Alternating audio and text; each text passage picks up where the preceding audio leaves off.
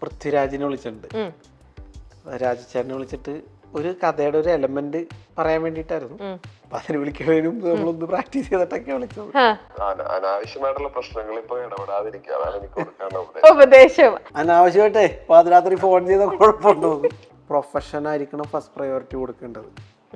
Professionally നമ്മൾ number 1 ആയിട്ട് നിന്നാലാണ് ഫാമിലിക്കും എപ്പോഴും അതുകൊണ്ട് ഗുണമുള്ളൂ. നീ എന്തിനാണ് എന്നെ തെറ്റിദ്ധരിക്കണത്? എന്നെ നീ തെറ്റിദ്ധരിക്കാൻ പാടില്ല. കാരണം ഞാൻ അങ്ങനെ പറയുമെന്നോ ഞാൻ ഇങ്ങനെ ചെയ്യുമെന്നോ നീ വിചാരിച്ചത് നിന്റെ തെറ്റാണ്. മിമിക്രിയുടെ റിസൾട്ട് വന്നാ അപ്പൊ അത് 21-നാണ് ഫസ്റ്റ് പ്രൈസ് എന്ന് പറഞ്ഞു. ഞാൻ 21-നോ? അപ്പഴാണ് ഇവനെ താരായിരുന്നില്ല 21. ഞാൻ പറഞ്ഞു ഞാനായിരുന്നു, അതെനിക്കാണ് ഫസ്റ്റ് എന്ന് പറഞ്ഞു. ചെയ്യാൻ താല്പര്യമില്ലാത്ത ഒരു കാര്യം ഫ്രണ്ട്സിന് വേണ്ടിയിട്ട് ചെയ്തു പോയിട്ടുണ്ടോ? സിനിമ വരെ ചെയ്തിട്ടുണ്ട്. അഭിനയിക്കുന്ന കാര്യങ്ങളോ അങ്ങനത്തെ എന്തെങ്കിലുമൊക്കെ ചെയ്യുന്നുണ്ടോ? അങ്ങനെ പല പല ഉടായ്പകൾ കാണിക്കുന്നുണ്ട്. ഞാൻ പറഞ്ഞു ഞാനും കൊടുത്തിട്ടില്ല. അവനെ ചെക്ക് ചെയ്യുന്നൊക്കെ പറഞ്ഞു. അപ്പൊ എന്നോട് സംസാരിച്ചോണ്ട് നിന്ന വേറൊരു ചേട്ടൻ, വളരെ എവിടെ പോയി എന്നൊക്കെ ചോദിച്ച ചേട്ടനൊക്കെ നേരെ എന്റെ പിടുത്തം മാറി. ഇങ്ങനെ ആരാണ് അതിന്റെ കൂടെ ഉള്ളത്? ഞാൻ എന്റെ കണ്ണൊക്കെ നിറഞ്ഞു. സംസ്ഥാന സ്കൂൾ യുവജനോത്സവത്തിൽ മിമിക്രിക്ക് 1-ാം സ്ഥാനം വിഷ്ണു ഉണ്ണികൃഷ്ണൻ ധാരണലും. എന്റെ ഫോട്ടോ ഇല്ല, പക്ഷെ എന്റെ പേരും സ്കൂളിന്റെ പേരും. അപ്പൊ ഞാൻ മറ്റേ ചേട്ടനോട് ഐഡിയ എടുത്തിട്ട് പറഞ്ഞൊന്നുമില്ല. ഹാർവിയോറ the exclusive collection of adenium plants. ഇനി നിങ്ങളുടെ വീടിന്റെ അകത്തളങ്ങളിൽ ഹാർവിയോറ അഡീനിയം പ്ലാന്റ്സ് പുഷ്പിച്ചു നിൽക്കും. വെബ്സൈറ്റ് വഴി ഓർഡർ ചെയ്ത് കഴിഞ്ഞാൽ ഇന്ത്യയിൽ എവിടെയും ഫ്രഷ് ആയി ഞങ്ങൾ അഡീനിയം പ്ലാന്റ് നിങ്ങളുടെ വീട്ടിൽ എത്തിച്ചു തരും. കൂടുതൽ വിവരങ്ങൾക്കായി ഹാർവിയോറ വെബ്സൈറ്റ് സന്ദർശിക്കുക. നിങ്ങൾ ചെയ്തിട്ടുണ്ടോ? അതായത് ഞാനിപ്പം ഓരോ കാര്യങ്ങൾ ചെയ്യുമ്പോൾ അത് വിഷ്ണു ചെയ്തിട്ടുണ്ടോ ഇല്ലയോ എന്ന് പറയണം. ഓക്കെ, ആരെങ്കിലും ഫോൺ ചെയ്യാൻ ഉദ്ദേശിച്ചിട്ട് അതിനു മുമ്പേ റിഹേഴ്സൽ ചെയ്ത് നോക്കിയിട്ടുണ്ടോ? ഉണ്ട്. ആരെയായിരിക്കും? കൊറേ തവണ അങ്ങനെ ചെയ്തിട്ടുണ്ട്. ഒരു ഇൻസിഡന്റ് പറയാമോ? അത് ഇപ്പൊ ഫോർ എക്സാമ്പിൾ പൃഥ്വിരാജിനെ വിളിച്ചിട്ടുണ്ട്. രാജചേട്ടനെ വിളിച്ചിട്ട് ഒരു കഥയുടെ ഒരു എലമെന്റ് പറയാൻ വേണ്ടിട്ടായിരുന്നു. അപ്പൊ അതിന് വിളിക്കുന്നതിനും നമ്മളൊന്ന് പ്രാക്ടീസ് ചെയ്തിട്ടൊക്കെ വിളിച്ചത്. അപ്പൊ ഇപ്പഴത്തെ സൈഡിൽ നിന്ന് ബിപിനാണോ കൂടെ നിൽക്കുന്നത്? ബിപിനായിരിക്കും ഇപ്പഴത്തെ സൈഡിൽ. വീട്ടിൽ വെച്ചാ വിളിച്ചത്. ഞങ്ങൾ ഒരുമിച്ച് ഡിസൈഡ് ചെയ്ത കാര്യമാണ്. പക്ഷെ പെട്ടെന്ന് ഇങ്ങനെ വിളിച്ചിട്ട് പൃഥ്വിരാജിനോടൊന്ന് പറയാന്ന് പറഞ്ഞു കഴിഞ്ഞപ്പോഴത്തേക്ക് ഞാൻ വിളിച്ച് പറയണുണ്ടായിരുന്നു. അപ്പൊ അതേപോലെ റിഹേഴ്സൽ ചെയ്തിട്ടൊക്കെ വിളിച്ചത്. ഒന്ന് കാണിക്കോ? ഹലോ ചേട്ടാ എങ്ങനെ അങ്ങനെയൊക്കെ ആയിരിക്കും എന്നൊക്കെ ഇങ്ങനെയൊക്കെ നോക്കിട്ടല്ലേ? അതല്ല പറയാനുള്ള കാര്യങ്ങൾ. Okay okay. അടുത്തത് വാട്സാപ്പില് വോയിസ് നോട്ട് നമ്മൾ ഇടുമല്ലോ വാട്സാപ്പില്. അത് അങ്ങനെ ചെയ്യുമ്പോൾ തുടങ്ങി വന്നിട്ട് ഡിലീറ്റ് ചെയ്തിട്ട് പിന്നെയും അത് വോയിസ് വിട്ടിട്ട് പിന്നെയും ഡിലീറ്റ് ചെയ്തിട്ട് അങ്ങനെ അങ്ങനെ അങ്ങനെ പല തവണ ട്രൈ ചെയ്ത് അങ്ങനത്തെ ഒരു അനുഭവം ഉണ്ടായിട്ടുണ്ടോ? പിന്നെ അതെപ്പോഴും ഉണ്ട്. അതെപ്പോഴും ഉച്ചക്കും കൂടി ചെയ്തോളൂ. അയ്യോ, ഇന്ന് ഉച്ചയ്ക്ക് ആർക്ക് വോയിസ് മെസ്സേജ് ഇട്ടേ? ഇന്നിപ്പോ ഞാൻ ഇതിന്റെ പ്രൊഡ്യൂസറും കൂടി ആണല്ലോ ഇതിൽ. അപ്പൊ ഹോർഡിങ്സ് വെക്കണതിന്റെ കണക്കിന്റെ മീൻസ് അതിന്റെ ഒരു മെഷർമെന്റ് ഉണ്ടല്ലോ, അത് പറഞ്ഞിട്ട് ഇങ്ങനെ ഗ്രൂപ്പില് അതിന്റെ കാര്യങ്ങൾ ഇങ്ങനെ സംസാരിച്ചോണ്ടിരുന്നപ്പോഴത്തേക്കും ഞാൻ ഇന്റർവ്യൂ എടുക്കണതിന്റെ ഇടയിലുമായിരുന്നു. അതിന്റെ ഇടയിൽ ഞാൻ ഇപ്പുറത്തെ കൈ കൊണ്ട് അത് ശരിയായില്ല. ശരി, ഓക്കെ. ഓൺലൈൻ ഷോപ്പിംഗ് ചെയ്തിട്ട് ഇഷ്ടമല്ലാത്തത് കൊണ്ട് വീണ്ടും അത് ചേഞ്ച് ചെയ്തിട്ട് സാധനം അങ്ങനെ മാറ്റി വാങ്ങിയിട്ടുണ്ടോ? ഉണ്ട്. ഓൺലൈൻ ഷോപ്പിംഗ് അധികം കൂടുതൽ ചെയ്യാറുള്ള ആളാണോ അതോ ഡയറക്റ്റ് ആയിട്ടാണോ ഷോപ്പിംഗ്? ഏതാ കൂടുതൽ ഇഷ്ടം? അങ്ങനെ വെച്ച് കഴിഞ്ഞാല് ഞാൻ ഷോപ്പിങ്ങിന് അങ്ങനെ ഞാൻ പോവാറില്ല പൊതുവെ.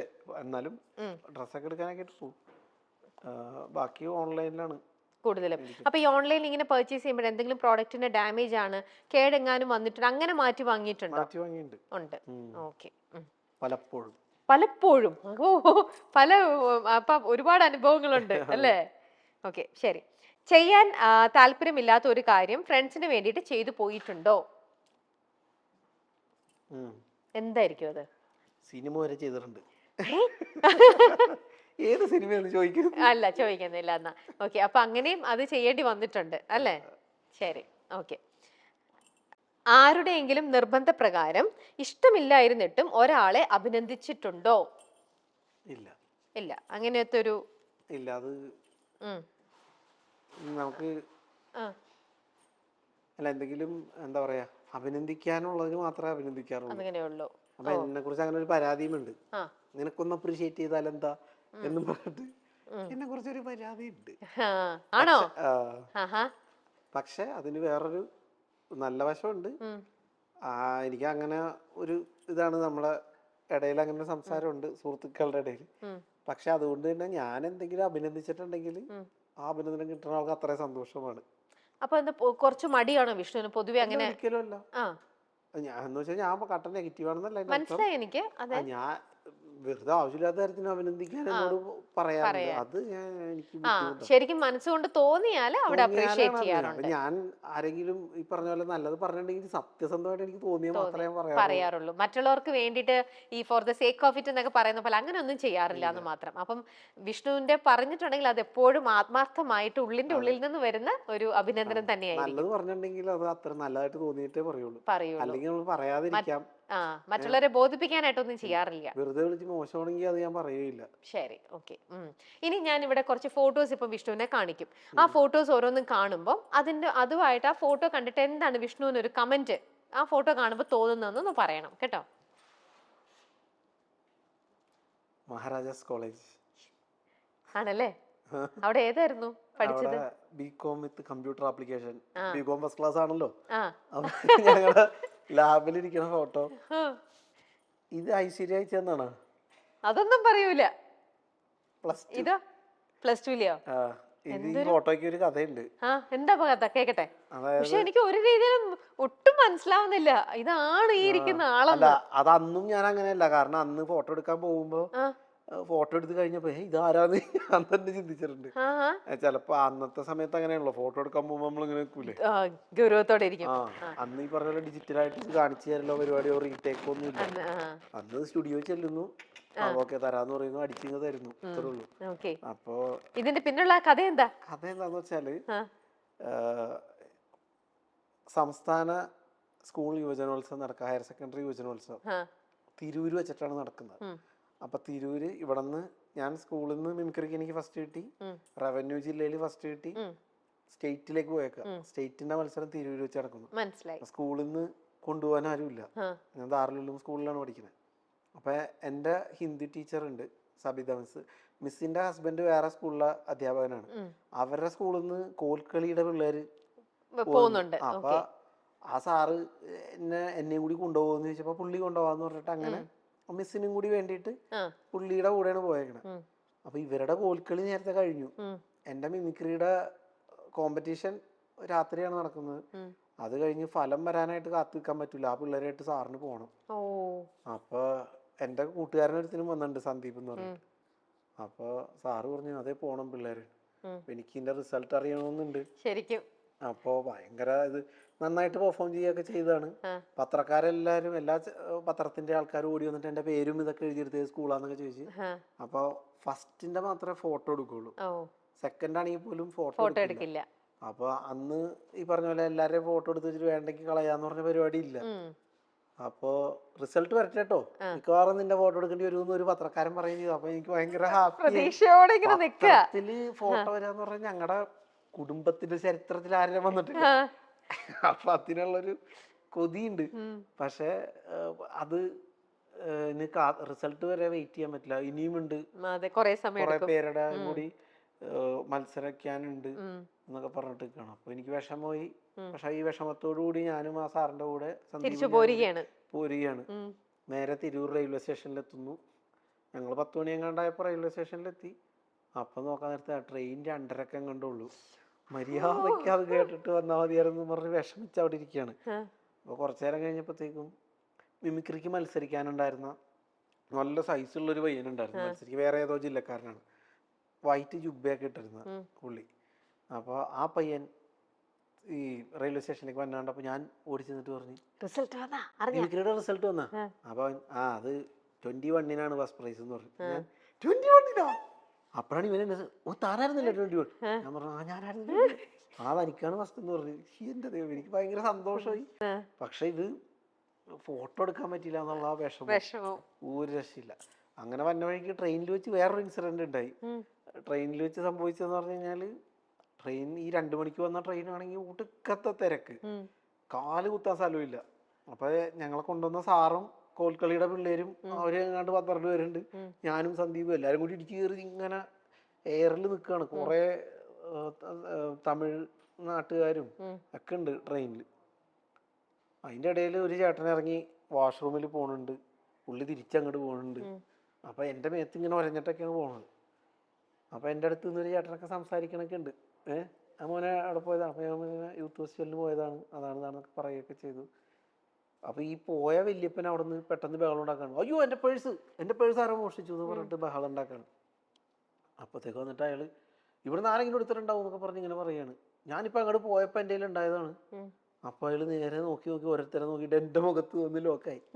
ഇവനായിരിക്കും എടുത്തതെന്ന് പറയാത്. എൻ്റെ പിഞ്ചു മനസ്സ് പെടഞ്ഞു പോയി. ഇവനാണ് എടുത്തത്. മുഖത്ത് നോക്കി ഒരാളിങ്ങനെ ആരോപിക്കും. ഞാൻ പറഞ്ഞു ഞാനും കൊടുത്തിട്ടില്ല, അവനെ ചെക്ക് ചെയ്യുന്നൊക്കെ പറഞ്ഞു. അപ്പൊ എന്നോട് സംസാരിച്ചോണ്ട് നിന്ന വേറൊരു ചേട്ടൻ, വളരെ എവിടെ പോയി മോനൊക്കെ ചോദിച്ച ചേട്ടനൊക്കെ നേരെ എന്റെ പിടുത്തം മാറി. ഇങ്ങനെ ആരാണ് അതിന്റെ കൂടെ ഉള്ളത്, ഇവന്മാര് പാസ് ചെയ്ത് കൊണ്ടുപോയിട്ടുണ്ടാവും പേഴ്സ് എന്നൊക്കെ പറഞ്ഞ് ലിറ്ററലി കള്ളനാക്കി ചിത്രീകരിക്കുകയാണ്. ഞാൻ എന്റെ കണ്ണൊക്കെ നിറഞ്ഞു.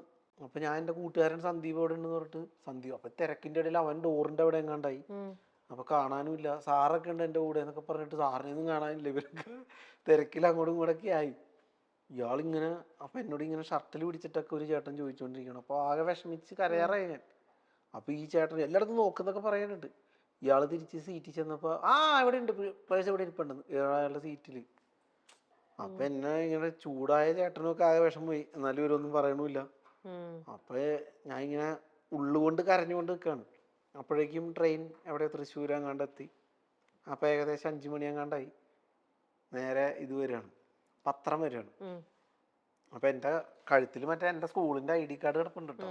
അതൊക്കെ എടുത്ത് ചെക്ക് ചെയ്തിട്ടാണ് ഇവര് സ്കൂളിൽ പഠിക്കണമെന്ന് തന്നെയാണ് അടാന്നൊക്കെ പറഞ്ഞ് ഇതൊക്കെ ചെക്ക് ചെയ്തായിരുന്നു. അപ്പോഴാണ് ഈ പത്രം വരുന്നത്. പത്രം വന്നപ്പോഴത്തേക്കും ഈ സന്ദീപ് പറഞ്ഞു, എടാ നിന്റെ റിസൾട്ട് ഉണ്ടെന്ന് നോക്കുന്ന അവിടെ നിന്ന് വിളിച്ചു പറയാണ് പത്രം മേടിച്ചിട്ട്. അപ്പൊ ഈ എന്നെ ചീത്ത പറഞ്ഞ ആൾക്കാരുടെ മുമ്പിൽ വെച്ചിട്ട് ഞാൻ തുറന്നു നോക്കുമ്പോ സംസ്ഥാന സ്കൂൾ യുവജനോത്സവത്തിൽ മിമിക്രിക്ക് 1ാം സ്ഥാനം വിഷ്ണു ഉണ്ണികൃഷ്ണൻ ദാറുലും. എന്റെ ഫോട്ടോ ഇല്ല, പക്ഷെ എന്റെ പേരും സ്കൂളിന്റെ പേരും. അപ്പൊ ഞാൻ മറ്റേ ചേട്ടനോട് നോക്കിട്ട് ID എടുത്തിട്ട് പറഞ്ഞൊന്നുമില്ല.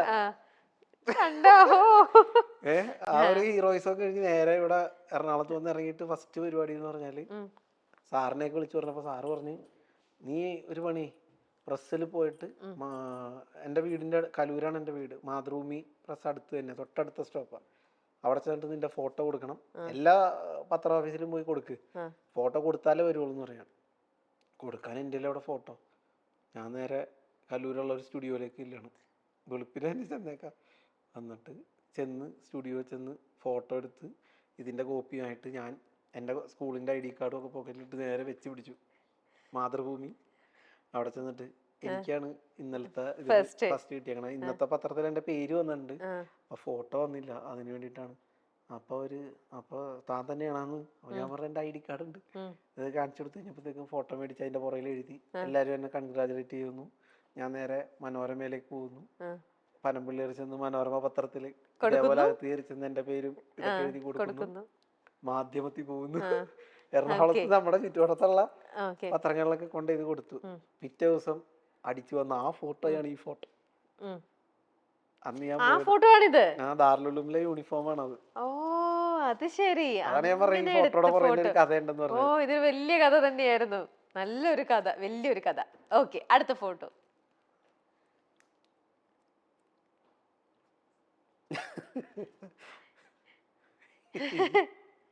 ഇത് ഐശ്വര്യ ഉണ്ടാക്കിയല്ലടാ. അവള് ഇടയ്ക്കിടയ്ക്ക് എന്റെ മാധവന്റെ ഫോട്ടോ വെച്ചിട്ട് ഓരോ സാധനങ്ങൾ ഉണ്ടാക്കും. ആണോ? അവനും എന്താണ് കൂടുതൽ ഇഷ്ടം? ഇപ്പം എന്തെങ്കിലും ഇങ്ങനെ അഭിനയിക്കുന്ന കാര്യങ്ങളോ അങ്ങനത്തെ എന്തെങ്കിലും ഒക്കെ ചെയ്യുന്നുണ്ടോ? അങ്ങനെ പല പല ഉടായ്പകൾ കാണിക്കുന്നുണ്ട്.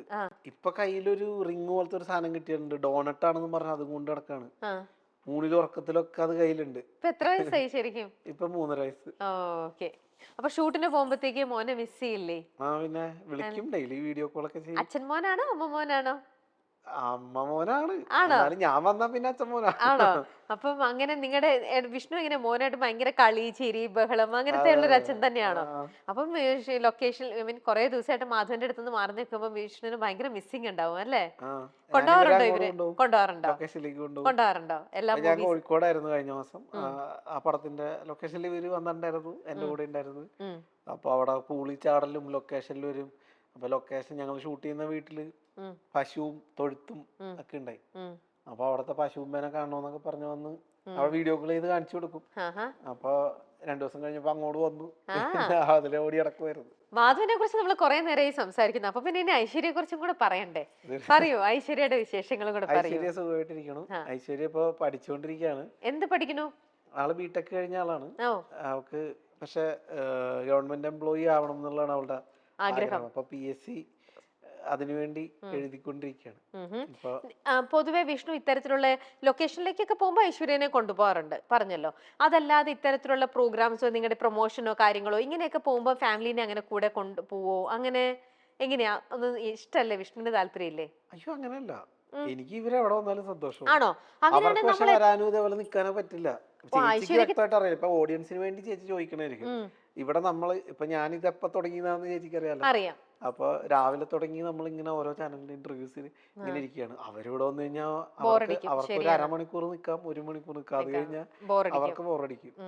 എന്താന്ന് പറയാ, നമ്മൾ കുറേ നമ്മുടെ ഒരു ഇന്റർവ്യൂ, നിങ്ങൾ ഒരുമിച്ചിട്ടുള്ള ഒരു ഇന്റർവ്യൂവിന് വേണ്ടിയിട്ട് നമ്മൾ കുറേ ട്രൈ ചെയ്തു. അപ്പൊ ഒരുപാട് തവണ നമ്മൾ ഇങ്ങനെ നിങ്ങളൊരു മെയിൻ നിങ്ങൾ ഗസ്റ്റ് ആയിട്ട് വരാൻ വേണ്ടിയിട്ടൊക്കെ നിങ്ങൾ രണ്ടുപേരും കൂടെ ഒരുമിച്ച്, അപ്പൊ അതൊന്നും കിട്ടിയില്ല, അതൊന്നും സംഭവിച്ചില്ല. അപ്പൊ അതുകൊണ്ട് ഇനിയിപ്പോ പേഴ്സണലി ഇഷ്ടമില്ലാഞ്ഞിട്ടാണോ? അപ്പൊ ഇനി ഇഷ്ടമുണ്ടെന്ന് പറഞ്ഞു. അപ്പൊ അപ്പൂസെ നമുക്ക് അടുത്ത ഷോയ്ക്ക് വിളിക്കാം ഐശ്വര്യനെ. അപ്പൊ വിഷ്ണു ഇനി അവരെയും കൂടി ഇന്റർവ്യൂവിൽ ഇരുത്താനാണെങ്കിൽ വരും. അതാ പറഞ്ഞ അങ്ങനെ ഇരുത്താനായിട്ട്. അപ്പൊ ഇനി ഒരിക്കലും വിളിക്കുമ്പോ വരണം കേട്ടോ. ഉറപ്പായിട്ട്. അപ്പൊ ഐശ്വര്യയുടെ അടുത്ത് ഞങ്ങളുടെ അന്വേഷണം പറയണം. തീർച്ചയായിട്ടും തീർച്ചയായിട്ടും. അടുത്ത ഈ ഫോട്ടോ ഇതെപ്പോ, എങ്ങനെ, എവിടെ വെച്ച്? ഇത് സത്യം എന്ന് പറയുന്ന ഒരു സീരിയല് നമ്മുടെ നാസർ ലത്തീഫ്ക്ക പുള്ളി പ്രൊഡ്യൂസ് ചെയ്ത ഒരു സീരിയലാണ്. അപ്പോൾ ആ സമയത്ത് ഞാൻ ഈ +1 പഠിക്കുന്ന സമയത്താണ് എൻ്റെ വീടപ്പൂൻ്റെ പടം ചെയ്യുന്നത്. അതിനുശേഷമാണ് ഈ സീരിയൽ ചെയ്യുന്നത്. അപ്പൊ കത്രക്കടവിൽ ആണ് പുള്ളിയുടെ വീടും. വീട്ടിൽ വെച്ച് തന്നെ ഷൂട്ടും ഒക്കെ. അപ്പൊ അതില് ഒരു അഭിനയിക്കാനായിട്ട് എന്നെയും കൂടി വിളിച്ചിട്ടുണ്ടായിരുന്നു. അന്നത്തെ ഫോട്ടോയാണ്. ഇതെപ്പോ? അതിന് മുമ്പാണ്. ഇത് അതിന് മുമ്പോ? ഇതൊക്കെ ഏത് പ്രായമായിരിക്കും വിഷ്ണു? ഇതൊരു എനിക്ക് തോന്നുന്നു 8ാം ക്ലാസ് 9ാം ക്ലാസ്സാന്ന് തോന്നുന്നു. ആ സമയത്ത് ഇത് ജിജോ സേവിയർ എന്ന് പറഞ്ഞിട്ട് എന്റെ സീനിയറായിട്ട് കല്ലൂര് സ്കൂളിൽ സെന്റ് അഗസ്റ്റിൻ സ്കൂളിൽ പഠിച്ച ചേട്ടൻ എടുത്ത ഫോട്ടോയാണ്. അപ്പൊ ഞാനിങ്ങനെ മിമിക്രി ഒക്കെ ചെയ്യണോണ്ട് തന്നെ സിനിമയിലേക്കോ ഏതെങ്കിലും ഡയറക്ടേഴ്സിനൊക്കെ കൊടുക്കാനായിട്ട് കാണിക്കാനായിട്ട്. ഏത് ക്ലാസ്സിൽ പഠിക്കുമ്പോൾ ഫസ്റ്റ് മിമിക്രി ചെയ്തെന്ന് ഓർമ്മയ്ക്കുണ്ടോ? 4ാം ക്ലാസ്സിൽ പഠിക്കും. 4ാം ക്ലാസ്സില്. ഓക്കേ. മൂവി പഠിക്കുമ്പോ തന്നെ ഒരു സ്കിറ്റ് ചെയ്തു സ്കൂളില്. പിന്നെ 4ൽ പഠിക്കുമ്പോഴാണ് മിമിക്രി ഒക്കെ ചെയ്തു തുടങ്ങിയത്. ഓക്കെ. ഈ ഫോട്ടോയോ? ഇത് കുറിയൊക്കെ തൊട്ട് ഇത് കുറച്ചും കൂടെ വലുതായപ്പോഴത്തേക്ക്. ഇത് കുറച്ചുകൂടി വലുതായിട്ട്. ഇത് +2 ഒക്കെ കഴിഞ്ഞിട്ട്. അതാ പ്രായ ഇരിപ്പും കുറിയും തൊട്ടുള്ള കള്ള ലക്ഷണം കണ്ടറിയാം. അതിന് പിന്നിൽ വല്ല കഥയുണ്ടോ? അതിന്റെ പിന്നിലില്ല. അത് ഞങ്ങളുടെ ട്രൂപ്പിന് വേണ്ടിട്ട് എടുത്ത ഫോട്ടോ ആണ്. ശരി. ഇതോ? ഇത് നമ്മുടെ കമൽ സാറിന്റെ മഞ്ഞു പോലൊരു പെൺകുട്ടി എന്ന് പറഞ്ഞ പടത്തിലേക്ക് പുതുമുഖങ്ങളെ തേടുന്നു എന്ന് പറഞ്ഞിട്ട് വാർത്ത കണ്ടു. ഞാനത് ചോദിക്കാൻ വരുമായിരുന്നു. അറ്റൻഷൻ പോലെ നിന്നപ്പോ ഇത് ഏതെങ്കിലും ഫോട്ടോഷൂട്ടിന് വേണ്ടിട്ട് എന്തെങ്കിലും ചെയ്തതാ ഞാൻ ചോദിക്കാൻ വന്നു. ഇത് നിക്കുന്ന കണ്ടപ്പോ തന്നെ തോന്നി. അപ്പൊ പത്രത്തിലുണ്ടായി. അപ്പൊ ഒരു ഫുൾ സൈസ് ഫോട്ടോ വേണമെന്ന്, ക്ലോസപ്പ് ഫോട്ടോ, അങ്ങനെ 3 ടൈപ്പ് ഫോട്ടോ വേണമെന്ന്. അതിന് വേണ്ടിട്ട് പോയി എടുത്ത ഫോട്ടോയാണ്. എന്നിട്ട് ഇത് അയച്ചു കൊടുത്തു. അപ്പൊ ഞാൻ ഇപ്പൊ വിളി വരുമെന്ന് പറഞ്ഞ് വെയിറ്റ് ചെയ്തായിരുന്നു.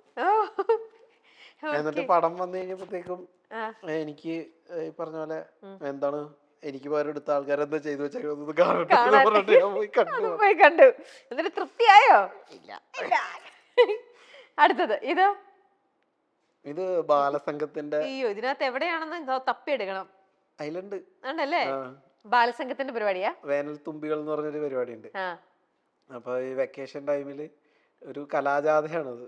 അപ്പൊ അതില് ബാലസംഘത്തിലെ കുട്ടികളൊക്കെ ആയിട്ട് പാട്ടും നൃത്തശില്പവും സംഗീത ശില്പവും എന്നൊക്കെ പറഞ്ഞ് പല നാടകവും ഒക്കെ ഉണ്ട്, തെരുവ് നാടകമൊക്കെ. അപ്പൊ അതില് പോയി കഴിഞ്ഞിട്ട് ഉള്ള പരിപാടികളൊക്കെ ഉണ്ടായിരുന്നു വെക്കേഷൻ ടൈമിൽ. ഞങ്ങക്ക് ഓരോ സ്ഥലത്ത് സ്വീകരണങ്ങൾ ഉണ്ടാവും. ഓരോ പോയിന്റുകളിൽ സ്വീകരണത്തിന്റെ അവിടെ ചെല്ലുമ്പോ ഇപ്പൊ ഞങ്ങള് 10 പിള്ളേരുണ്ടെങ്കിൽ 10 പേർക്കും ബാഗ്, കൊട, പുസ്തകങ്ങള്, അതെല്ലാം കിട്ടും, ബോക്സ്, ഇങ്ങനെ പല പല സാധനങ്ങള് തന്നു വിടും. അപ്പൊ എന്റെ അടുത്ത അധ്യയന വർഷത്തിലേക്കുള്ള സാമഗ്രികൾ സ്വരുക്കൂട്ടുന്ന പരിപാടി കൂടിയായിരുന്നു വേനൽ തുമ്പികൾ. ഇനി ഈ ഫോട്ടോയോ? ഇതെന്റെ 10ാം ക്ലാസ്സിലെ സെന്റ് അഗസ്റ്റിൻ സ്കൂളിലെ ലാസ്റ്റ് അല്ലേ? ലാസ്റ്റ് ഫോട്ടോ എടുക്കല് പരിപാടി. അന്നത്തെ ഫ്രണ്ട്സ് ആരെങ്കിലും ഇപ്പോഴും ഉണ്ടോ കോണ്ടാക്ട് ഉള്ളേ? ആണോ? ഞങ്ങളുടെ ഗ്രൂപ്പ് ഒക്കെ ഉണ്ട് ഇപ്പൊ ആണല്ലേ, വാട്സാപ്പില്. എല്ലാരും ആക്റ്റീവ് ആണ്. അപ്പൊ അവർക്കൊക്കെ ഇന്നിപ്പം വിഷ്ണു എന്ന് പറയുന്നത് അവർക്ക് അന്നേ വിഷ്ണുവിന്റെ മനസ്സിൽ അന്നേ ആഗ്രഹമുണ്ട്. പക്ഷെ അവരിൽ ആരെങ്കിലും വിഷ്ണുവിന് ഇവൻ നാളത്തെ സിനിമാ നടൻ തന്നെയാണ് എന്ന് വിചാരിച്ചിരുന്ന ഏതെങ്കിലും ഒരു ഫ്രണ്ട് ഉണ്ടോ വിഷ്ണുവിന്? അങ്ങനെ കുറെ പേരുണ്ട്. ഉണ്ട്. അപ്പൊ അതില് വിപിൻ ജോസ് എന്ന് പറഞ്ഞ ഒരു കൂട്ടുകാരൻ, ഇന്ന് ഞാൻ അവന്റെ കാര്യം പറഞ്ഞോളൂ വേറൊരു ഇന്റർവ്യൂ. വിപിൻ ജോസ് എന്ന് പറഞ്ഞൊരു കൂട്ടുകാരൻ ഉണ്ട്. അവൻ അന്ന് എനിക്ക് 10ാം ക്ലാസ്സിൽ വെച്ച് ഓട്ടോഗ്രാഫ് എഴുതുമല്ലോ, അതിലെഴുതിയിട്ടുള്ളത് നീ എന്തായാലും വലുതാവുമ്പോൾ ഒരു നടനാവും, അതിനുള്ള ഭാവുകങ്ങളൊക്കെയാണ് അവൻ എഴുതിയിരുന്നത്. അപ്പൊ എനിക്ക് ഭയങ്കര, അവൻ മറ്റേ ക്ലാസ്സിലെ ഫസ്റ്റ് റാങ്കുകാരനാണ്. അവൻ എന്നെ കുറിച്ചുള്ള അവന്റെ ഒരു കാഴ്ച അന്ന് എഴുതിയത് അതെനിക്കൊരു ഭയങ്കര മോട്ടിവേഷൻ ആണല്ലോ. അപ്പൊ അതുപോലെ കുറെ പേര് പറഞ്ഞിട്ടുണ്ട്. ആണ്. നമ്മുടെ ഇന്നത്തെ ഒരു ദിവസം തന്നെ നമ്മുടെ മൂവിയുടെ പ്രൊമോഷൻ നടക്കുകയാണല്ലോ ഇടിയൻ ചന്തുവിന്റെ അവിടെ തന്നെ നമ്മുടെ ആങ്കറിന് തന്നെ അവിടെ വന്ന ഒരു കൺഫ്യൂഷൻ ഉണ്ടായിരുന്നു. അവിടെ ഇടിയൻ ചന്തു വരില്ല എന്ന് പറഞ്ഞു കഴിഞ്ഞപ്പോ പെട്ടെന്ന് അവിടെ ഒരു മൊത്തത്തിലൊരു കൺഫ്യൂഷനായി. ചന്തു വരില്ലേ? അതിനകത്ത് ചന്തു എന്ന് പറയുന്ന ക്യാരക്ടർ ആണല്ലോ വിഷ്ണു ചെയ്തത്. അപ്പൊ ചന്തു ഇവിടെ ഉണ്ടല്ലോ. അങ്ങനെ മൊത്തത്തിൽ ആകെ അവിടെ ഒരു കൺഫ്യൂഷനായി. നമ്മുടെ ചന്തു സലിം കുമാറിന്റെ കാര്യമാണ് ഞാൻ ഉദ്ദേശിച്ചത്. ആ ഒരു കൺഫ്യൂഷൻ അത് എങ്ങനെയായിരുന്നു? ഈ സിനിമയിലായിരുന്നപ്പോഴും ഇങ്ങനത്തെ ഒരു പേരും ഇതും എല്ലാം കൂടെ വന്നപ്പോ നിങ്ങൾക്ക് അവിടെ എന്തെങ്കിലുമൊക്കെ ഒരു കൺഫ്യൂഷൻസ് ഉണ്ടായോ? ഇല്ല, അങ്ങനത്തെ കുഴപ്പങ്ങളൊന്നും ഉണ്ടായിരുന്നില്ല. എന്നാൽ നമുക്ക് അങ്ങനെ ഒരു കൺഫ്യൂഷൻ ഒന്നും ഇല്ലെങ്കിൽ ചന്തുവിനെ ഒന്ന് ഫോൺ ചെയ്യാമോ? ഒരു ടാസ്കാ. ചന്തു റെസ്റ്റിലാണ്. റെസ്റ്റിലല്ലേ? അപ്പൊ പിന്നെ നമുക്ക് നോക്കാം ഫോൺ എടുക്കുമെന്ന്. എന്നിട്ട് ചന്തുവിനെ വിളിച്ചിട്ട് നോക്കാം. നമുക്ക് ഇടിയൻ ചന്തുവിനെ, ഒറിജിനൽ ചന്തു ഒരു അഡ്വൈസ് തരാൻ പറയാം. നീ ചന്തു സനിൽകുമാർ ആണെങ്കിൽ ഞാൻ ഇടിയൻ ചന്തു ആണ്, എനിക്കൊരു അഡ്വൈസ് തരൂ. നോക്കട്ടെ. ചന്തു സലിമേട്ടനായിട്ടുള്ള ബന്ധം കൊണ്ട് നമുക്കും നല്ല അടുപ്പമാണ് ആ ഫാമിലി ആയിട്ട്. അതുകൊണ്ട് ആ ഒരു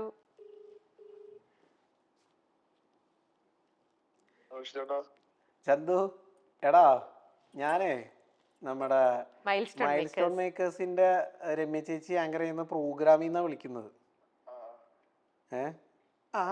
നീ ഉറങ്ങണേണ? ഞാൻ പറഞ്ഞിങ്ങനെ റെസ്റ്റിലാണെന്ന് പറഞ്ഞു. അപ്പൊ റെസ്റ്റിലാണെങ്കിൽ എന്തായാലും ഫോൺ എടുത്തോളൂ, ഒന്ന് വിളിക്കുന്നു പറഞ്ഞോണ്ട് വിളിച്ചതാ.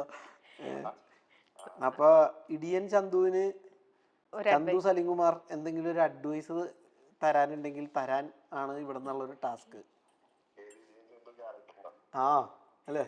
എന്തോ ചന്തു, ഞാൻ രമ്യാണ്. സോറി കേട്ടോ ഡിസ്റ്റർബ് ചെയ്തതിൽ. അറിയാം ഇന്നത്തെ നിങ്ങൾക്ക് ഭയങ്കര ഹെക്റ്റിക് ആയിട്ടുള്ള ഒരു ഷെഡ്യൂൾ ആയിരുന്നു, പ്രൊമോഷൻ നടക്കുന്നതൊക്കെ അറിയാം. പക്ഷെ ഒരു കാര്യം ചോദിച്ചോട്ടെ, നമ്മുടെ ഈ ഇടിയൻ ചന്തുവിന് ഒരു ഉപദേശം കൊടുക്കാവോ? ഒറിജിനൽ ചന്തു. അനാവശ്യമായിട്ടുള്ള പ്രശ്നങ്ങൾ ഇപ്പൊ ഇടപെടാതിരിക്കാനാണ് എനിക്ക് കൊടുക്കാനുള്ള ഉപദേശം. അതെന്താ അങ്ങനെ പറയാൻ ചന്തു? എന്തെങ്കിലുമൊക്കെ പ്രശ്നങ്ങൾ ഇതിൽ പോയി പെട്ടിട്ടുണ്ടോ?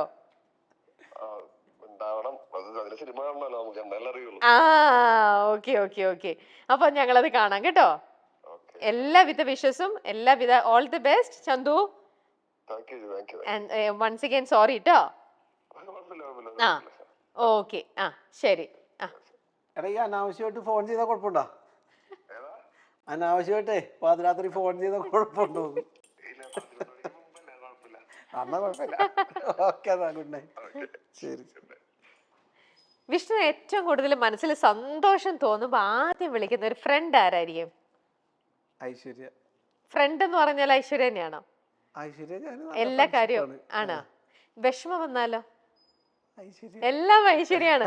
മൊത്തത്തിൽ ഐശ്വര്യപൂർണമാണല്ലേ ഒരു എല്ലാ കാര്യങ്ങളും എല്ലാം. അപ്പൊ എല്ലാം ഷെയർ ചെയ്യുന്ന ഒരു, നിങ്ങൾ തമ്മിലുള്ള ബന്ധവും അങ്ങനെ തന്നെയാണ്. ഇനി ഒരേ ഒരു സംഭവം കൂടെ കഴിഞ്ഞാൽ നമ്മുടെ പ്രോഗ്രാം നമ്മൾ വൈൻഡപ്പ് ചെയ്യാണ്. ഇത് ലൈഫ് കാർഡ്സ് ആണ്. ഇതിനകത്ത് ഓരോരോ ചോദ്യങ്ങൾ ഓരോരോ കാർഡിൽ എഴുതിയിട്ടുണ്ട്. അതെന്താണെന്നൊന്ന് വായിച്ചു നോക്കിയിട്ട് ജസ്റ്റ് അതിനെക്കുറിച്ചൊന്ന് ബ്രീഫ് ചെയ്ത് പെട്ടെന്ന് പറഞ്ഞു പോവാം. ഇക്കണോമിക്കൽ ക്രൈസിസ് ഉണ്ടായിട്ടുണ്ടോ? പിന്നെ ആണ് അല്ലേ?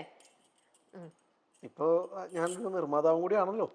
തീർച്ചയായിട്ടും പൈസക്ക് ഒരുപാട് ആവശ്യമുള്ള സമയമാണ് അല്ലേ? അവസാന ഘട്ടത്തിലാണ് സിനിമയുടെ. ഏറ്റവും കൂടുതൽ ആവശ്യമുള്ള സമയമാണ്. വേറൊരാളുടെ സഹായം വേണ്ടി വന്നോ വിഷ്ണുവിന്? വേറൊരാളുടെ സഹായം വേണ്ടി വന്നോ? ഇല്ല, ഞങ്ങളുടെ ഞാൻ പറഞ്ഞില്ലേ, നമ്മുടെ വേറെ ആൾക്കാരുണ്ട്, അവരും നമ്മളും കൂടി ചേർന്നിട്ടാണ്. ഓക്കെ. അപ്പോ അതും ഈ പറഞ്ഞ പോലെ അവരും അങ്ങനെ ഭയങ്കര സിനിമാക്കാരൊന്നുമല്ല, അവരാദ്യമായിട്ട് സിനിമയാണ്, ഞാനും ശ്രീജിത്ത് ഏട്ടനും ആദ്യമായിട്ടാണ് ഇങ്ങനെ ഒരു പ്രൊഡ്യൂസ് ചെയ്യുന്നത്. അപ്പൊ അതിൻ്റെതായിട്ടുള്ള ബുദ്ധിമുട്ടുകളുണ്ട്, ക്രൈസിസുകളുണ്ട്, അത് നമ്മൾ മാനേജ് ചെയ്യുന്നു. ഓക്കെ. അപ്പൊ ഇതൊക്കെ മനസ്സിലാക്കി എല്ലാവരും സിനിമ ഒന്ന് കാണണം. അതിനുള്ള ഒരു എക്സ്പീരിയൻസിനുള്ള സാധനം ഉറപ്പായിട്ട് ഇടിയൻ ചന്തൂലും ഉണ്ട്. ഓ, അപ്പൊ ഞങ്ങളുടെ ക്രൈസിസും മാറും, നിങ്ങൾക്ക് ഒരു എൻജോയ്മെന്റ്. എൻജോയ്മെന്റ് ഓക്കെ, ശരി. ഓക്കെ, അടുത്തത് ഫേക്ക് പീപ്പിൾ. ഫേക്ക് പീപ്പിളിനെ കാണാറുണ്ട്, ഉണ്ട്, ജീവിതത്തിൽ ഒരുപാട് കണ്ടിട്ടുണ്ടാവണം. ഇഷ്ടംപോലെ കണ്ടിട്ടുണ്ടാവും. അത് കൂടുതലും എന്താ പറയാ, ഈ ഇൻഡസ്ട്രിയിൽ തന്നെയാണോ കാണുന്നത്, അതോ? അല്ല, അതങ്ങനെ വേർതിരിച്ച് കാണുന്നില്ല ഞാൻ. നമ്മുടെ ലോകം എന്ന് പറഞ്ഞാൽ ഇതെല്ലാം പെടുമല്ലോ. അതെ, ഇൻഡസ്ട്രിയും ഫാമിലിയും റിലേറ്റീവ്സും ഫ്രണ്ട്സും എല്ലാം നമ്മുടെ ഈ ജീവിത യാത്രയിൽ കണ്ടിട്ടുണ്ട്. എല്ലാം മിക്സ്ഡ് അപ്പ് ആണ് എന്നെ സംബന്ധിച്ചിടത്തോളം. കാരണം ഈ കൂട്ടുകാരൊക്കെ തന്നെ സിനിമയിലുണ്ട്, ഇപ്പോ സിനിമയുടെ വർക്കുകളിലുണ്ട്. നമ്മുടെ പണ്ട് തുടങ്ങിയുള്ള കൂട്ടുകാരൊക്കെ ഇപ്പൊ അസിസ്റ്റന്റ് ഡയറക്ടേഴ്സ് ആണ്. അങ്ങനെ അങ്ങനെ. അപ്പോ ഫേക്ക് പീപ്പിൾസിനെയൊക്കെ കാണേണ്ടി വരാറുണ്ട്, അതിലൂടെ കടന്നു പോവാറുണ്ട്. പക്ഷെ എനിക്കതൊന്നും കുഴപ്പമൊന്നുമില്ല. കാരണം അത് ചിലർക്ക് അങ്ങനെ നിൽക്കാനേ അറിയുള്ളൂ എന്നുള്ള അവരുടെ സൈഡിൽ നിന്ന് ചിന്തിക്കാനുള്ളൊരു മെച്യൂരിറ്റി എനിക്കുണ്ട്. അത് വേറെ കുഴപ്പമില്ല. ഫാമിലി ദ ഫസ്റ്റ് പ്രയോറിറ്റി ആണോ? അങ്ങനെ ആണ് വൈപ്പ്. അപ്പൊ ശരിക്കും അങ്ങനെയല്ല, കള്ള. അപ്പൊ ശരിക്കും എന്താ? ശരിക്കും പ്രൊഫഷനാണ്. ഐശ്വര്യ കേക്കണ്ട, അങ്ങോട്ട് ചെല്ല. അവളെന്തായാലും കേൾക്കും. ഞാനിത് പറഞ്ഞാലും അവള് പറയും വെറുതെ പറയണെന്ന് പറയും. സത്യം അതാണ്, പ്രൊഫഷനാണ്. പക്ഷെ അതെന്താന്ന് വെച്ചാൽ ഫാമിലിയെ കൂടുതൽ സ്നേഹിക്കുന്നതുകൊണ്ടാണ് ഞാൻ അങ്ങനെ ഒരു ഇത് കേട്ടിട്ടുണ്ട് പണ്ട്. നമ്മൾക്ക് ഫാമിലിയോടാണ് കൂടുതൽ സ്നേഹമെങ്കിൽ നമ്മൾ പ്രൊഫഷനായിരിക്കണം ഫസ്റ്റ് പ്രയോറിറ്റി കൊടുക്കേണ്ടത്. പ്രൊഫഷണലി നമ്മൾ നമ്പർ 1 ആയിട്ട് നിന്നാലാണ് ഫാമിലിക്കും എപ്പോഴും അതുകൊണ്ട് ഗുണമുള്ളൂ. അനന്തകൃഷ്ണൻ എന്തേ കേൾക്കുന്നുണ്ടോ? ഇപ്പൊ നിങ്ങൾ കുടുംബക്കാരൊന്നും അല്ല, ആദ്യം നമുക്ക് നമ്മുടെ ജോലിയാണ് വലുതെന്ന്. ഞാൻ ജോലിയിൽ ഉഴപ്പി ഇങ്ങനെ നടക്കുന്ന ഒരാളാണെങ്കിൽ ഈ പറഞ്ഞ കുടുംബത്തില് ഈ പറഞ്ഞ ഒരു അല്ലേ എന്താ പറയാ അല്ലേ,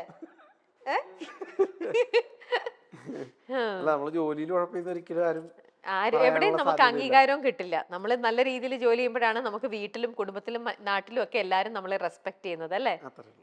അടുത്തത് അതിന് വേണ്ടിയിട്ട് പറഞ്ഞിട്ടല്ല, നാച്ചുറലി അങ്ങനെയാണ്. ഫസ്റ്റ് ഇപ്പൊ നമ്മള് വീട്ടിൽ എന്തെങ്കിലും കാര്യമായിട്ട് നിൽക്കുകയാണെങ്കിൽ പോലും അപ്പൊ നമ്മുടെ പടത്തിന്റെ എന്തെങ്കിലും കാര്യത്തിന് എന്തെങ്കിലും അത്യാവശ്യം നമുക്ക് ചെല്ലണം, വീട്ടിലെ കാര്യം വിട്ടിട്ട് അങ്ങോട്ട് പോകും, അല്ലേ? പോവാറുണ്ട്. അപ്പൊ ഞാൻ വെറുതെ ഇപ്പൊ ഇന്റർവ്യൂവിൽ ഇരുന്നിട്ട് ഇല്ല ഞാൻ വീട്ടിൽ ഇതൊന്നും പറഞ്ഞിട്ടൊരു കാര്യമില്ല. വീട്ടുകാരുടെ പരാതി അതാണ്, തെറ്റിദ്ധാരണകൾ ഉണ്ടായിട്ടുണ്ട്. എനിക്ക് ഉണ്ടാവണത് വളരെ കുറവാണ്.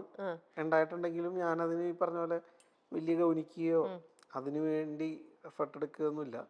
അല്ല, വിഷ്ണുവിനെ പറ്റി തെറ്റിദ്ധാരണകൾ മറ്റുള്ളവർക്ക് ഉണ്ടാവുകയോ അതുകൊണ്ട് എന്തെങ്കിലും ഒരു റിലേഷൻഷിപ്പിൽ എന്തെങ്കിലും ഒരു ഇഷ്യൂസോ എന്തെങ്കിലും വരുവോ അങ്ങനെയൊക്കെ ഉണ്ടായിട്ടുണ്ട്?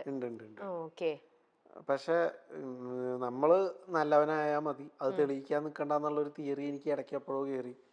അതുകൊണ്ട് അതിനു വേണ്ടിട്ട് അത് തിരുത്താൻ പോവാറോ തെറ്റിദ്ധാരണ മാറ്റാനോ ഒന്നും നോക്കാറില്ല? ഓക്കെ. അപ്പൊ കുറച്ചാൾ കഴിയുമ്പോ പക്ഷെ അത് സത്യം പുറത്തു വരും. നമ്മള് എന്റെ ഭാഗത്തുനിന്ന് തെറ്റുണ്ടായിട്ടേക്കണ ഒരുപാട് കാര്യങ്ങളുണ്ട്. അതുമൊക്കെ നമ്മൾ മൂടി വെച്ചാലും കുറച്ചാൾ കഴിയുമ്പോ സത്യം പുറത്തു വരും. ഓക്കെ. പക്ഷെ അതിനു വേണ്ടിട്ട് ഒരു എഫേർട്ട് എടുക്കാറില്ല, അല്ലേ? ഇല്ല. ഇപ്പൊ എന്നെ തെറ്റിദ്ധരിച്ചു എന്ന് പറയുന്ന കേസിൽ ഞാൻ ഇപ്പൊ ഓപ്പൺ ആയിട്ട് പറയാം, ബിബിനായിട്ട് ഞാൻ എപ്പോഴും ഞങ്ങൾ തമ്മിൽ ഇടക്ക് പല കാര്യത്തിൽ തല്ലുകൊടുത്തൊക്കെ ഉണ്ടാവാറുണ്ട്, അപ്പൊ തെറ്റിദ്ധാരണകളൊക്കെ ഉണ്ടാവാറുണ്ട്. അപ്പൊ അതിന്റെ പേരിൽ ഞാൻ ക്ലിയർ ചെയ്യാനായിട്ട് പോവാറേയില്ല. അപ്പൊ അവനത് പരാതിയായിട്ട് പറയും. പക്ഷെ സ്റ്റിൽ അപ്പൊ എന്റെ വിഷയം എന്ന് വെച്ച് കഴിഞ്ഞാല്, നീ എന്തിനാണ് എന്നെ തെറ്റിദ്ധരിക്കണത്? എന്നെ നീ തെറ്റിദ്ധരിക്കാൻ പാടില്ല. കാരണം ഞാൻ അങ്ങനെ പറയുമെന്നോ ഞാൻ ഇങ്ങനെ ചെയ്യുമെന്നോ നീ വിചാരിച്ചത് നിന്റെ തെറ്റാണ് എന്നുള്ളതാണ് എന്റെ പോയിന്റ്. അത് കുറച്ച് ദിവസം കഴിയുമ്പോഴായിരിക്കും ക്ലിയർ ആവണത്. ഞാനായിട്ട് ക്ലിയർ ചെയ്യാറേ ഇല്ല. പക്ഷെ ക്ലിയർ ആവും. അത് ക്ലിയർ ആയി കഴിയുമ്പോ കുറച്ചും കൂടി വെയിറ്റേജ് ഇതിനാണ്. നമ്മളത് തിരുത്താൻ പോലും പോയിട്ടില്ല. ഞാൻ വിചാരിച്ചെങ്കിൽ അങ്ങനെ വിചാരിച്ചു, എനിക്കെന്താ എന്ന് പറയണ ഒരു വഴക്കിട്ടൊരു മൂടുണ്ടല്ലോ, അതൊക്കെ വിഷ്ണുവിന്റെ വേറൊരു മുഖമാണത്. അങ്ങനെ ഒരു മുഖമുണ്ട് എനിക്ക്. ശരി, അടുത്തത്. വാശി ഉണ്ടോ? ഇല്ല. വാശിക്കുട്ടനാണ്. ഇല്ല, അങ്ങനെ വാശിയില്ല. എന്നാലും ഇല്ല. എനിക്ക് ഒന്നിനോടും വാശിയില്ല. ഇല്ല വിഷ്ണു, ഉണ്ട്. അങ്ങനെ ജീവിതത്തിനോടുള്ള ഒരു വാശി കൊണ്ടാണ് വിഷ്ണു ഇന്നിപ്പോ ഈ സീറ്റിൽ ഇരിക്കുന്നത്. ഇന്നിപ്പോ ഇങ്ങനെ ജനങ്ങൾ മുഴുവൻ വിഷ്ണുവിന്റെ മൂവി കാണാനായിട്ട് തിയേറ്ററിലേക്ക് എത്തുന്നത് വിഷ്ണുവിന്റെ ആ ഒരു നല്ല വാശിയോട് കൂടിയായിരുന്നു അല്ലേ? ഞാൻ അങ്ങനെ പറഞ്ഞാ ഞാൻ സമ്മതിച്ചു തരാം. ഇത് ഞാൻ പറഞ്ഞതിൽ കടിച്ചു തൂങ്ങാനുള്ള വാശി എനിക്കില്ല. ചേച്ചി പറഞ്ഞ ഞാൻ സമ്മതിച്ചു. ആ, അങ്ങനെയല്ല, വിഷ്ണുവിന് ആ ഒരു ആഗ്രഹം മനസ്സിലുണ്ടായിരുന്ന ആ ഒരു കഴിവ് അല്ലെങ്കിൽ ആ കല അതിലേക്ക് എത്തിപ്പെടാനുള്ള ഒരു നല്ലൊരു വാശി എന്ന് പറയുമ്പോൾ ചീത്ത അർത്ഥത്തിലല്ലല്ലോ, എനിക്ക് അതിലേക്ക് എത്തണം എന്നുള്ളൊരു വാശിയുണ്ടല്ലോ നമ്മള്. അത് അങ്ങനെയാണ് ഇന്നിപ്പോ വിഷ്ണു എത്തിപ്പെട്ടിരിക്കുന്നത്. ഓക്കെ, ശരി, അടുത്തത്. തുറന്നു പറയാനുള്ള മടി. ആണോ? അതുണ്ട് എനിക്ക്. അതെന്തിനാ ഇത്ര മടിക്കുന്നത് തുറന്നു പറയാൻ? അത് എന്തിനാന്നൊക്കെ ചോദിച്ചപ്പോ അത് വിഷ്ണുവിന് അറിയാമെങ്കിലും അത് മാറ്റാനായിട്ട് ശ്രമിക്കുന്നില്ലേ? തുറന്നു പറയാനുള്ളത് അല്ലേ? അത് പക്ഷെ എനിക്കൊരു കുഴപ്പമായിട്ട് തോന്നിയില്ല. എനിക്കത് നല്ലൊരു ക്വാളിറ്റി ആയിട്ടാ തോന്നിയേക്കണം. ആണോ? തുറന്നു പറയാതിരിക്കുന്നതോ? ആ, ആണോ? ചില കാര്യങ്ങള്. ആഹാ, ചിലത് പറയണ്ടെന്നാണ് വിഷ്ണുവിന്റെ ഒരു പക്ഷേ അപ്പൊ അല്ലേ? ചില എന്താ പറയാ, എന്താ വേദനിപ്പിക്കുന്ന ചില കാര്യങ്ങൾ, സത്യങ്ങൾ പറയാതിരിക്കണില്ല അല്ലേ? അങ്ങനെ തോന്നിയിട്ടുണ്ട്. ഇതിപ്പോ എല്ലാ കോണ്ടെക്സ്റ്റിലും ഇത് മാച്ച് ആവൂല്ലോ കേട്ടോ. മനസ്സിലായി, സിറ്റുവേഷൻ അനുസരിച്ചിട്ട്. ഇപ്പൊ എനിക്ക് എന്റെ വൈഫിന്റെ അടുത്ത് എനിക്ക് തുറന്നു പറയാനുള്ള മടിയൊന്നുമില്ല. എന്ത് കാര്യമാണെങ്കിലും അവിടെ ഈ പറഞ്ഞ പോലെ ഹൈഡ് ചെയ്യാനൊന്നുമില്ല എന്നുള്ളതാണ് അവിടുത്തെ. അപ്പോഴാണ് ഞങ്ങൾ കൂടുതൽ ട്രാൻസ്പെറന്റ് ആവുകയും റിലേഷൻഷിപ്പ് വൈസ് അങ്ങനെയാണ്. അല്ലാതെ ഉള്ള കാര്യങ്ങളാണ് ഞാൻ പറഞ്ഞത്. ചില കാര്യങ്ങൾ പറയാൻ മടിയുള്ളത് ഞാൻ പിന്നെ പറയൂല. വെറുതെ വേദനിപ്പിക്കണ്ടെന്ന് തോന്നും. പിന്നെ പറഞ്ഞ അതിന്റെ പേരിൽ ഒരു വിഷയം ഉണ്ടോന്നൊക്കെ വിചാരിച്ചിട്ട് അങ്ങനെയൊക്കെ. അങ്ങനെ കുഴപ്പമുള്ള കാര്യങ്ങളാണെങ്കിൽ പറയൂ കേട്ടോ. ഇപ്പൊ ഞാൻ ചേച്ചീനോട് ഒരു കാര്യം പറയേണ്ടതുണ്ട്, അത് പറഞ്ഞില്ലെങ്കിൽ ചേച്ചിക്ക് നാളെ ഒരു ദോഷമാണെന്നുണ്ടെങ്കിൽ ഉറപ്പായിട്ടും പറയും. എന്റെ ഒരു കാര്യസാധ്യത്തിന് വേണ്ടിയിട്ട് ഞാൻ, അതിനാണ് എനിക്ക് മടി. അതാണ് കറക്റ്റ് പോയിന്റ്. ഇപ്പൊ ഞാനിപ്പോ ഇത് പറഞ്ഞാലേ എനിക്ക് എന്തെങ്കിലും കിട്ടുള്ളൂ എന്നുണ്ടെങ്കിൽ ഞാൻ പറയണമല്ലോ. അതിന് പക്ഷെ ഞാൻ നിൽക്കാറില്ല. അതൊരു കുറവാണെങ്കിൽ ആ കുറവ് എനിക്കുണ്ട്. ശരി, മനസ്സിലായി. ഇനി അടുത്തത്. കഴിഞ്ഞോ? ഓക്കെ, അപ്പൊ അങ്ങനെ ലൈഫ് കാർഡ്സും കഴിഞ്ഞു.